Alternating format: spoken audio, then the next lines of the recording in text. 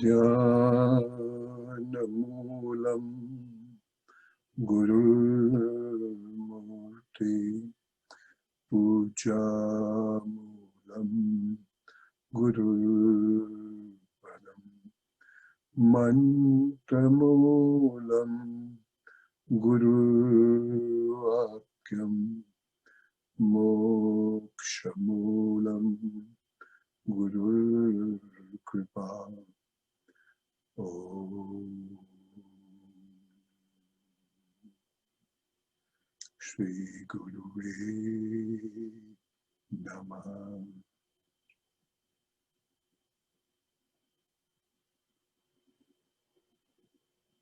Hari Om Tat Sat.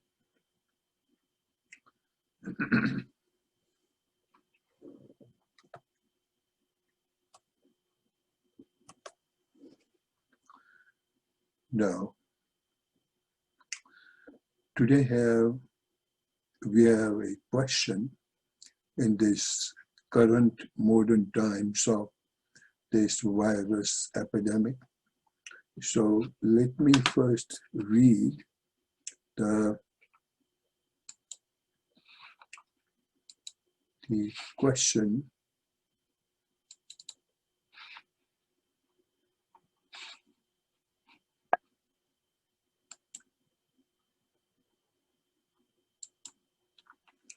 And the question is how to deal with this time in our life that seems not right and involves all of us and live a peaceful life. As to how to live a peaceful life, but so far as I'm concerned, the important word is that seems not right. Let's talk about it.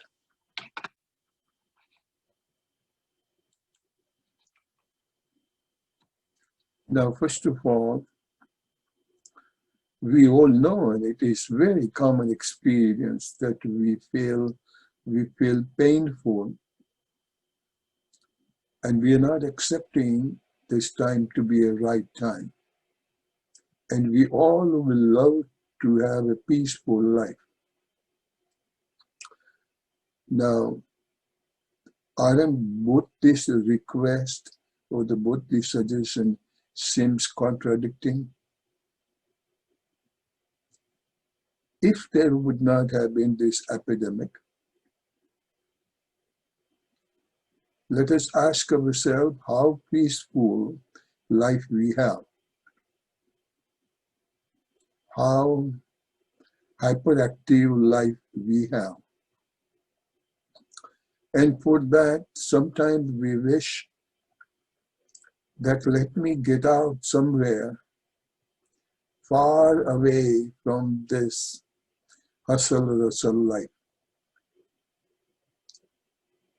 This is the time when we are getting that there is nobody who will call you to come for lunch, dinner, or party, nor you will call anybody for lunch, dinner, or party. Is it not a peaceful time? But the questioner is asking, it seems like. So who is the one who seems it, who thinks it?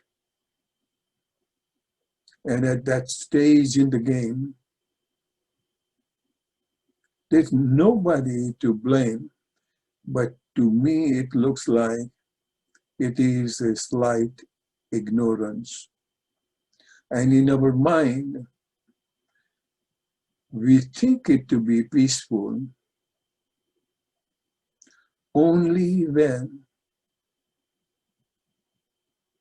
our mind tells us what to do, how to do, and when to do. And to bring the result we would like to see.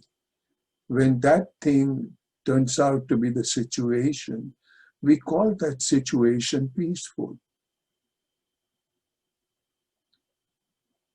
Instead of accepting the situation the way it is and making the most of it. accepting the situation, thinking it's a divine gift, that I'm so happy, even though we have cell phone, but lesser the people call, and I have to call lesser number of people, I am so peaceful. I can just sit, do dharana contemplation, and open a door to shanti, peace, love, compassion. So it's a matter of, the situation is not outside. Situation is within what we create. And I know we are not used to having a peaceful situation, because previously, I recall very well in so many places when husband and wife both work, and if wife or husband, one of them happened to come earlier than the other,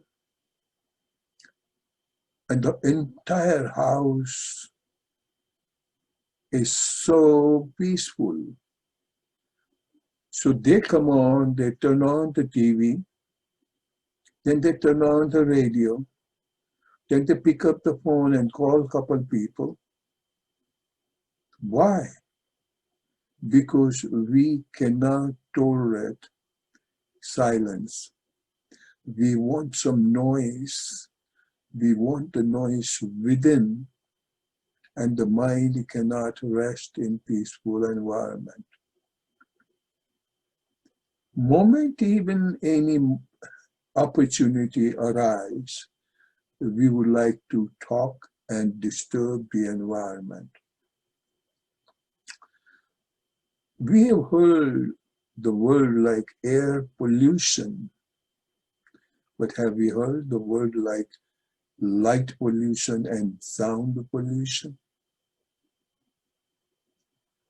I had so much enjoy in the desert area. There are certain secluded places that you just go before certain time at night and turn up your light so that you could see the beauty of the sky, you could see the beauty of Milky Ways, and to enjoy and contemplate that we are the part of that Milky Ways. And it is so peaceful, silent, that when even you move your hand a little bit, the sleeve of your shirt, when it rubs against the body of the shirt, it makes the noise. And even if somebody has a cold or little plugged up nostril, you hear the person breathing. In other words, we human create disturbances, and we disturb the peaceful environment.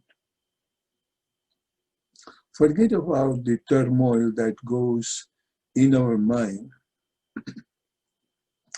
but at the physical level, we create this disturbance.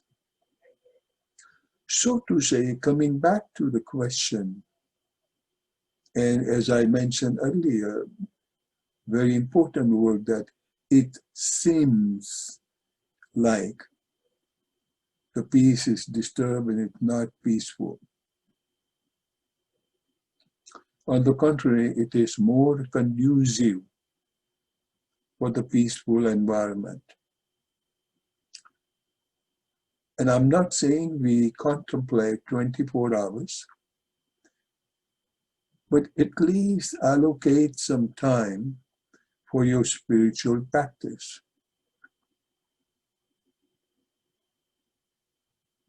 And when I say spiritual practice, a lot of us believe in reading a spiritual, so-called religious scripture. I won't call it spiritual, religious scripture. And sometimes when they are by themselves, they read loud so that they are not scared of the silence. So once again, they disturb the environment. Once they disturb the environment, still thinking that there is somewhere a place called heaven, and there is somebody who is said to be God, who is residing in heaven, he will come and bless us. So, what is really a true religion? What is the spirit of the true religion? In those good old days, it was said that those who do not believe in God, they are considered to be atheist. And this was the belief of the old definition of religion. But nowadays, the true belief of religion is the one who believes in one's own self. That doesn't mean you be egocentric, but you dive within and start finding out the temple of divinity which we were seeking outside of us is right within. This may sound a little too theoretical, but once you keep on observing and try to go beyond your body. And how you can go beyond your body? Because the information keeps coming to you. And we have studied that the information comes to us through 5 senses. So if you shut up the door to those 5 senses, at least those information, those external environment to reach you is no more. And these are the initial stages of dharana, contemplation. But that is not just enough. But at that stage, you remind yourself what you see outside, all the external things which you see, hear, smell, taste, and touch, are they really real? Is it part of reality? Or it is continuously changing with the definition of Jagat, Jagatam, Jagat, including our own body. Once having known, firmly determined, and assured yourself that these are all part of the illusion, these are all transient and temporary. And in this transiency and temporary, once again, depending upon the memories of your mind and your intelligence,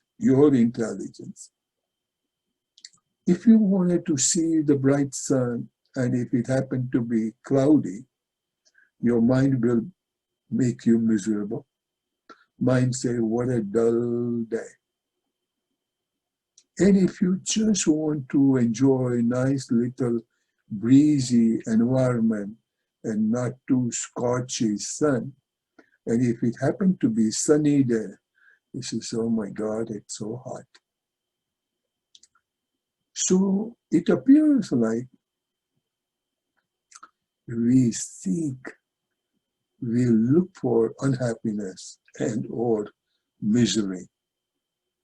We do not accept the situation and feel the best of it. This also reminds me of a family story. Many years back, I think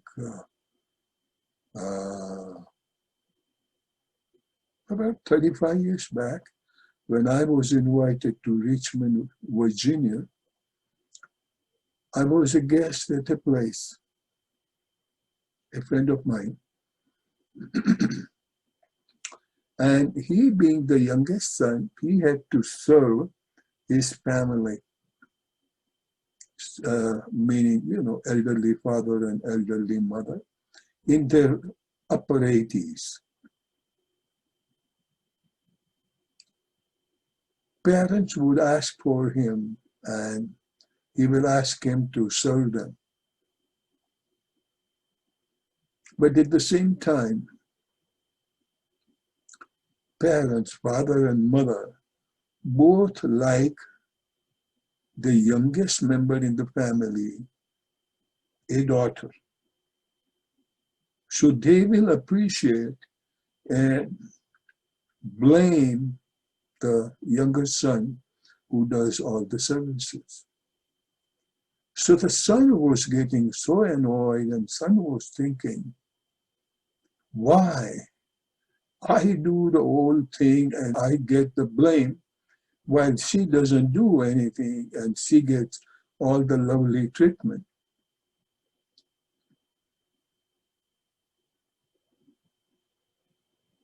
For a while, I did not say anything. And then I called him in one room and I asked him, what would you call to be lovely treatment?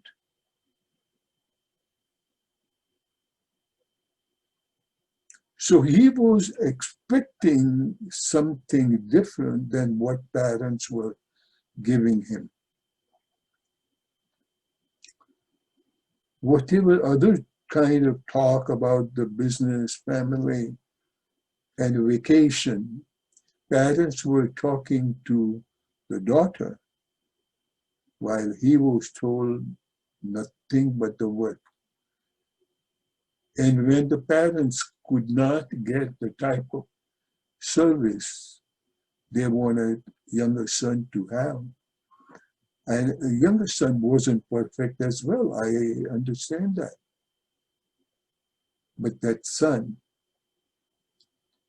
instead of learning and improving for betterment, he was expecting his parents to treat him the way they were treating the daughter. In other words, it was expectation of what not he was getting. But instead, I told him that why don't you think this way, that this is such a beautiful service opportunity that your sister and or your brothers and other sisters do not get. But you get that golden opportunity to be of service to your parents. And I said, really speaking, nothing is right and nothing is wrong. It is about mind designs.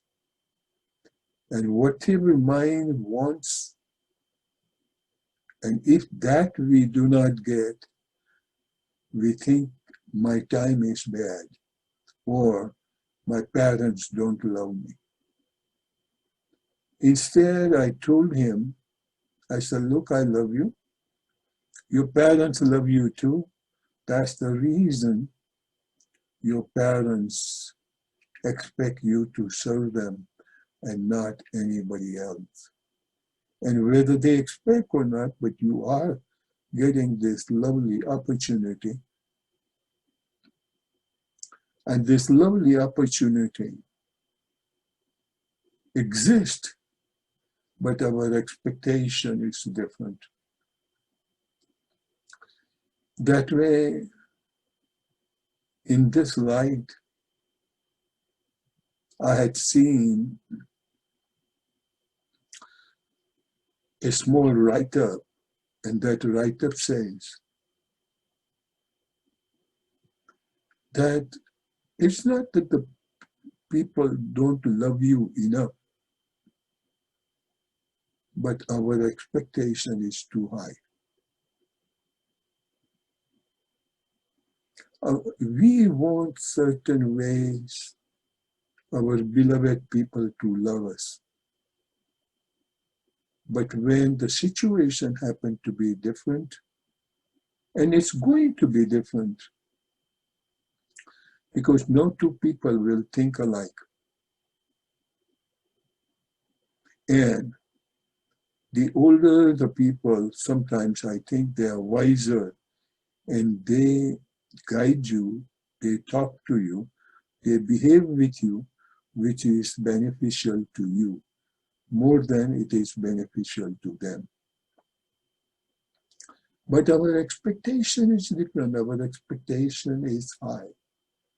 And when we don't get this, then we think that our parents don't love you. As a matter of fact, 2 weeks ago, he called and he says, Sonaji, my situation at home is so beautiful. My parents are in a joyous mood because I think that they love me more. Not it seems like, but I always feel nowadays, ever since I remember your words. And when I think that how lucky I am, so that I derive this love whether I deserve or not, while the other family members don't get that. So as soon as that thought came to me and you guided me, I changed my thinking. And when I changed my thinking, there was a beautiful display of smile on my face. And whatever I was doing to serve my parents thought that how much he's enjoying serving us. So they start displaying that smile, and that smile started reciprocating. Instead of thinking oneself to be miserable, he started adapting how lucky I am. So it was a win-win situation. The fellow youngest son started feeling great, so did parents. And in that environment, all the family members thought that because of my arrival, the entire house has become so peaceful and pleasant. It wasn't my effort at all. All I had to say is, you think positively, you look for the best of this situation, and you will see the life changes.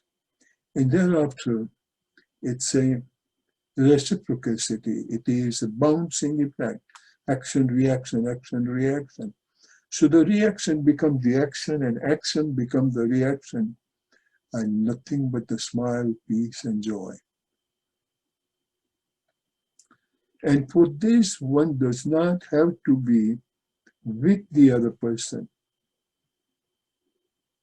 So thereafter, when that boy went to the college, even in the college dormitory, he was wishing and thanking the parents. And that conducive vibration was traveling. And parents were thinking, oh my God, what a lovely son we have. And we are thinking how much he was helpful. And even now, whenever he comes over the weekend or so, he helps us so much. We so feel lucky to see him.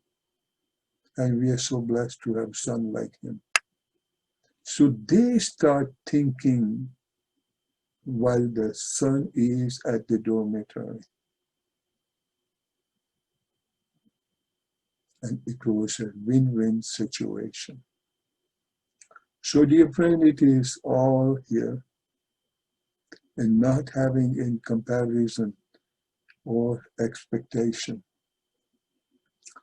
So to say, repeat again that important statement. It is not that the people don't love you enough, but it is our expectations are high, higher than what we get. That's why we think nobody loves me or nobody loves me enough. In the matter of love, there is never enough. There's always abundance. And you see how the reciprocity and the reactivity happens. And this kind of thoughts will also come to us when we spend certain designated time for meditation. Today, a friend of mine called and he was talking to me that Sanaji, I had decided and set a discipline to myself that every time, at least, every time whenever I will take my car to the charging station, half an hour of that time, I do not do anything, no music, no radio, no politics, no games, but I just close my eyes and observe my breathing.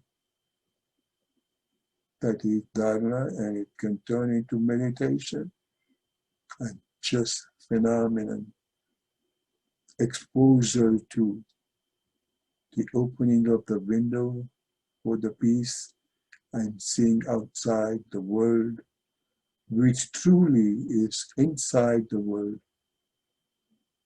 and is not external. This is the situation that you do not have to see the world outside of you. You have to see the world inside of you. So introspection, evolution, but internal evolution. And that's why you will develop blessing and faith in your own self. And you will think that how much you are blessed so that the universe is blessing you. And you are giving this opportunity to appreciate what a gift of this body as a temple, as a vehicle you have to close all the gates, 5 gates of perception, and go introvert and find out how blessed you are. So, dear friend, there's no problem outside. Let there not also be the problem inside. And inside problem is nothing but storing the thoughts of inferiority, thoughts of lack, instead of thoughts of abundance, love, purnam, totality, sunyam. Hari Om. Let us close our eyes. Shanti Path.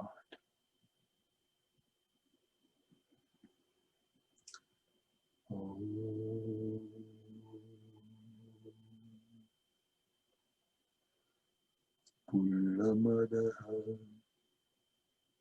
Purnamidam Purnat Purnamudachyate Purnasya Purnamadaya Purnameva Vashishyate.